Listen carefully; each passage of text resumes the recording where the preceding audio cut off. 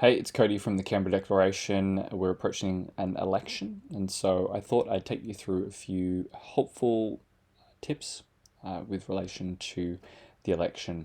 We're going to do three things in this video. The first thing is I'm just going to try and quickly clear up a few pretty prevalent myths and pieces of misinformation that maybe it's just people don't understand about the preferential voting system, and so help you hopefully be more effective in your voting. You might already be aware of these, so if so, just skip to the second thing we're going to be looking at, which is I'm going to be taking you through step by step how to find your electorate, find your local electorate candidates, and then contact your local electorate candidates about the most significant issues that you care about to be able to then develop your own how to vote card. I'm going to finish with a few resources that you can use, particularly when it comes to the Senate. Your electorate is to do with the House of Representatives. This is the green voting piece of paper. But the Senate can be super duper overwhelming, and it's far more complicated and is actually beyond the scope of this video. But we're going to give you a few pieces of information to hopefully make that easier for you, and also some helpful resources for you as a Christian trying to vote wisely this election. So the first thing I want to do is clear up some misunderstanding about the preferential voting system. The first myth is that you can't actually write your own preferences. People talk, particularly in the media, a lot about preference deals and how, say, One Nation has made a deal with the Liberal Party or the Labor Party in such and such electorate. And people say, well, I won't vote for this party because this party made a preference deal with someone else. The thing is, when they talk about a preference deal, all they're talking about is how that party is printing and designing their guides, their how to vote cards. Those how to vote cards are guides only. You can vote however you want when it comes to it. And so this is what I'm wanting to show you here, is how you can decide which candidates in your local electorate best represent your views. The second myth is that it's not actually worth preferencing a minor party. In fact, if you preference a minor party, it could actually undermine your preferred major party and could actually result in your non-preferred major party getting elected. That's not how the system works. If you write your preferences correctly, then no matter where you rank the major parties, you could put both major parties last, as long as you're preferencing your preferred major party over your non-preferred major party, your vote will still count and you will not be supporting your non-preferred major party. Now, without any further ado, let's hop onto the computer and I'll show you how to find your electorate and go through the process of writing your own how to vote card for your local electorate. Okay, so the first step is to find out what your electorate is. If you already know, you can skip to the next step. You can do this by searching electorate.aec.gov.au. You can search by locality, suburb, or postcode. I'm going to search by postcode. And this shows you what your electorate is. In my case, that's Parkes.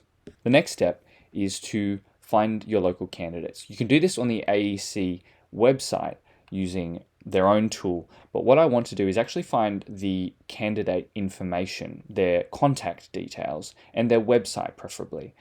The AEC doesn't provide that information, so we're going to go to the ABC website. Go to abc.net.au/elections. Find the relevant election. In this case, it's the 2022 federal election. Go to election guides. Basically, what we want to do is find a list of all the electorates.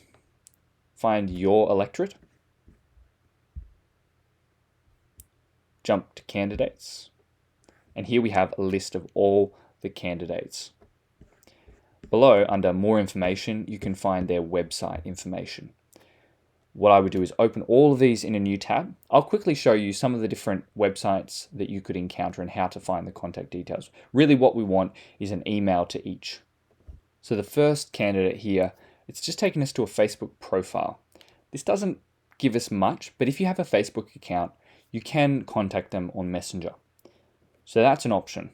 The second one's also taking us to a Facebook page, but this time it's not a profile, it's a page, and it does have information, which is great. This one's really good because it has the email there all ready for us. So we can copy the email and paste it into a notepad. The third one's taken us to a party website. Just look around and see if you can find the email icon. You can copy that and paste it into your note. The fourth one's taken us to another party website. Here's another way we could get in touch with them. It's a form. So that's perfectly valid, and you can copy the link to that form into your notepad. Continue this for each of your candidates. While you're on their websites, you may as well check out some of their policies just to get an idea of where they stand on issues, and read their bio, do a bit of research about them. That way you can tailor your email to them. Once you have all of their contact details pasted into a notepad there so you can access them quickly, go into your email address. We then want to draft a nice kind of template that we can send to each of these candidates. Now, based on the research that you've done, you may want to tailor that. So I've just got a little very basic template here, something that you could write. Definitely make this your own. Change the wording, change it according to the research that you've been doing, and make sure the issues are your own. You know, as a Christian, abortion is definitely always up there as probably the most important issue for me. It's a deal breaker. If someone's not going to support abortion, they're getting my vote if they're the only one. Just always make sure you put some contact details there. So you can then send all of these emails off and wait for the responses. Once you've got your responses, you can then develop your own little how to vote card. I'm just going to put some dummy fields in here because I don't want you copying my how to vote card if you're in Parks. Then you can rank all of your candidates according to how strongly they agree with your positions, how many of your positions they do agree with. You can then rank your candidates according to that, which gives you your own little how to vote card. So that's pretty neat. The last thing I want to quickly cover in this video is a few helpful thoughts to do with the Senate. Now, the Senate can be really overwhelming. It's a massive sheet of paper, and you can vote in two ways. You can vote for parties, which is above the line. You have to label at least 6 or fill in at least 6 boxes. Definitely do more. It's more accurate if you do more filling in. If you fill in all the boxes, that's obviously ideal. But the other option is you can vote below the line. This is voting for individuals. So if you know that a particular candidate, a particular Senate candidate, is a good candidate. For example, Senator Amanda Stoker and Senator Eric Abetz are both strong pro-life, pro-family advocates within the government. They're not ranked highly within the government's Senate ticket. So if you vote for party, your vote won't directly go to them. It just goes to the party. And only if enough people vote for the party will it eventually flow down to Senator Stoker or Senator Abetz. To make sure your vote goes to Senator Stoker or to Senator Abetz, for example, you would have to vote below the line and check their individual boxes. But if you vote below the line, you need to make sure you vote at least 12 boxes, at least 12, and again, preferably more.